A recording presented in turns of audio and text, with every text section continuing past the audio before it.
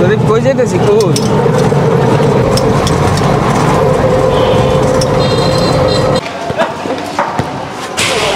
আসসালামু আলাইকুম। তাও কি তো আপনারা আসেনি বালা? কুমিল্লার ভাষায় কথা কইতেও ভালো লাগে, শুনতেও ভালো লাগে। আমি এখন জানো আছি এটা হলো এই শাসনগাছা টার্ফ ফুটবল মাঠে। আজকে আপনারা এই টার্ফ ফুটবল মাঠটা দেখাই লয়ে যাবো। চলেন তো এই টার্ফ ফুটবল মাঠটা কেমন।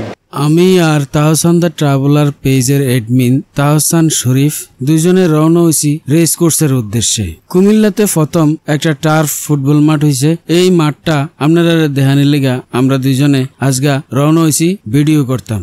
বহুদিন ধরে তে আর আমি প্ল্যান নিছি যে টার্ফ ফুটবল মাঠে যামু, এটার ভিডিও করবো, কিন্তু ব্যাটে বলের টাইমিং না হওয়ার কারণে এতদিন পর্যন্ত এই ভিডিওটা করতাম পারছি না।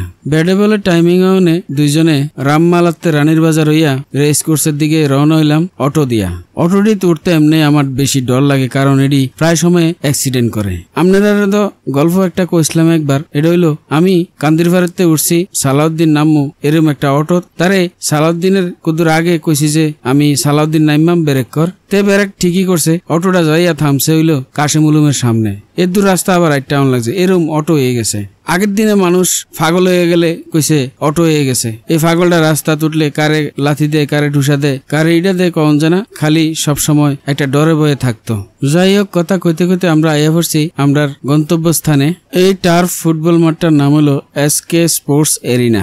এই জায়গাটার নাম্বার দেয়া আছে, আপনারা চাইলে এই নাম্বারে ফোন করে মাঠ বুকিং দিতেন পারেন। বুকিং দেওয়ার নিয়ম হলো আগে ফোন করে অথবা সরাসরি আইয়া আপনারা ডেট ফিক্সড করে যাবেন। দিনের বেলা একটা ম্যাচ 1 ঘন্টা চলবো 2000 টাকা, আর রাতের বেলা একটা ম্যাচ 1 ঘন্টা চলবো 3000 টাকা।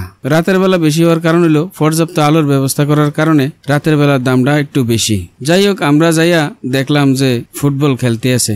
এত ছোট্ট ফুটবল মাঠটা কি সুন্দর তারা খেলতে আছে।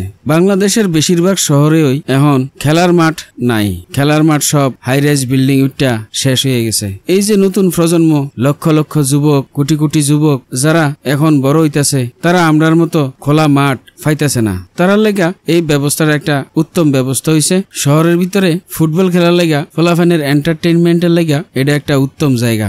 আমরা ছোটকালে কত ফুটবল খেলছি, ফুটবল মাঠের লেগা এত একটা টেনশন করন লাগছে না। বাড়ির উড়ানোই দুনিয়ার বড় জায়গা, কত বড় উড়ানোই ফুটবল খেলান গেছে। এরপরে মাঠের কোনো অভাব নাই, যেনই স্কুল হইছে, যেনই স্কুল আছে, এনে ফুটবলের মাঠ আছে, ক্রিকেটের মাঠ আছে, কোনো সমস্যা নাই। কিন্তু যারা শহরে জীবনযাপন করে, দেশের সিংহভাগ মানুষ এখন শহরে বসবাস করে বিভিন্ন সুযোগ সুবিধার কারণে, কিন্তু শহরে এই সুযোগটা নাই।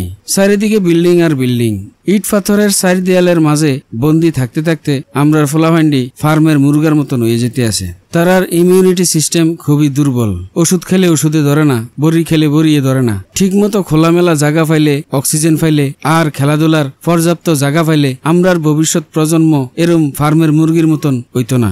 যাই হোক, আপনারা সবাই আমরার ভবিষ্যৎ প্রজন্মের কথা চিন্তা করবেন, নিজেরার নাগরিক দায়িত্ব পালন করবেন। আজকের ভিডিও এই পর্যন্তই। ভবিষ্যতে আপনারা লগে দেখা হইব অন্য কোনো ভিডিওতে, অন্য কোনো বিষয় লিয়ে। এই পর্যন্ত আপনারা ভালো থাকেন, সুস্থ থাকেন, সুন্দর থাকেন, আর আমার পেজটা ফলো দিয়া বেলাল ভাইয়ের লগেই থাকেন। আল্লাহ হাফেজ।